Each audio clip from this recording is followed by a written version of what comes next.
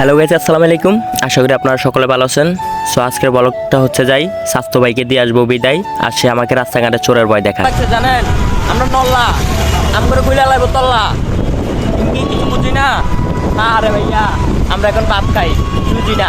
এখন আমার বয়সটা শুনে সে হাসতে হাসতে শেষ। আমরা চলে আসলাম নতুন বাজার থেকে গুলশানে। তো আজকে গুলশানের ওয়েদারগুলো আপনাদেরকে মন ভরে দেখাবো। আর গুলশানের যে কারণে আসছি, আমার ভাই ও তার মামা শ্বশুরের মন্দিরের জন্য মিষ্টি কিনতে আইছি। আর মিষ্টিটার নাম হচ্ছে বিজা ছানা। ওইটার দাম শুনলে আপনারাও অবাক হয়ে যাবেন। আমরা পুরো বাড্ডাতে ঘুরে দেখছি, এই বিজা ছানাটা কোথাও পাচ্ছি না। আর যাও পাচ্ছি সেটার প্রাইজের সাথে ওনাদের প্রাইজ মিলতেছে না। তারপর আমরা চলে যাচ্ছি গুলশানের দিকে। গুলশানের দিকে যাওয়ার পর আর তখন সেখানে ওইটা দেখি দামি দামি কত মিষ্টি। এখানে সর্বোচ্চ আছে 1950 টাকা পাই। এখন বন্ধুকে বলতেছে আমার জন্য একটা ভিডিও করার জন্য। সে আমার ভিডিও নিচ্ছে আর সাথে মিষ্টির প্রাইসগুলার ভিডিও করতেছে। এখন আমার স্বাস্থ্য ভাই আপনাদেরকে চারপাশ ঘুরে দেখাবো।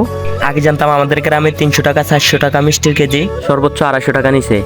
আমি কিন্তু এত টাকা মিষ্টির দাম আর কখনো শুনি নাই আমার লাইফে। এখন আমি দেখে তো অবাক। আমার ভাইয়ের মুদির বলে কথা, তারা মিষ্টি খাইতে চাইছিল, তাই মিষ্টি যত দামি হোক না কেন তার মন খুশি করাটা হচ্ছে সবচেয়ে বড়। ওয়েদারগুলো দেখলে মনে হয় দ্বিতীয় দুবাই। এখানে সব সময় সিকিউরিটি গার্ড টার্ড সবাই থাকে। আর সবচেয়ে বড় কথা হচ্ছে যাই আমরা মিষ্টি কিনে আবার নিচে চলে আইছি। তারপরে আমার ভাই আবার কল দিছিল।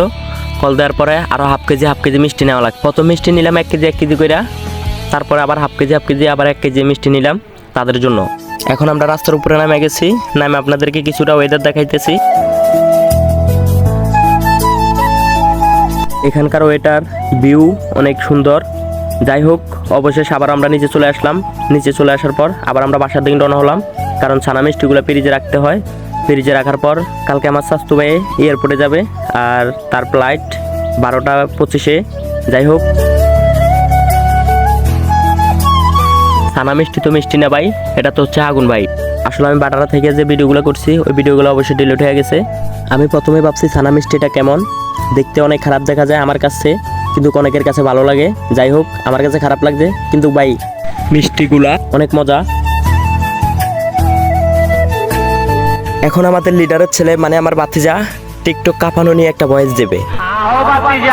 তোরা কি মনে করো তোমরা মাগুর মাছের পানি ভাই?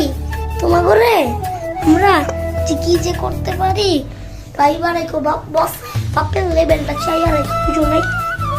তবে তার চেয়েও মূল বিষয় হচ্ছে যাই তাকে একা রেখে এসে আমার থেকে অনেক খারাপ লাগতেছে। তার সাথে কাটানো 2 দিন আমার কাছে অনেক ভালো লাগছে।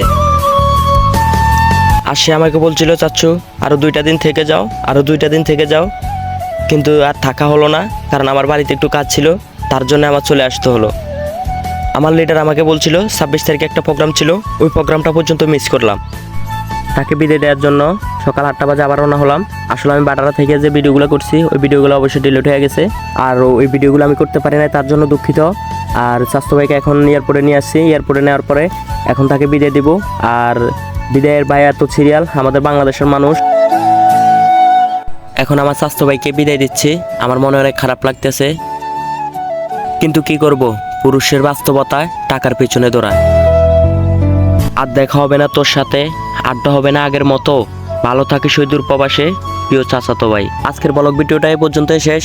এখন আমি চলে যাব আবার নতুন বাজার। এই ভিডিওতে যেন ভিউ দেখি হাজার হাজার। ওকে, আসসালামু আলাইকুম, সবাই ভালো থাকবেন।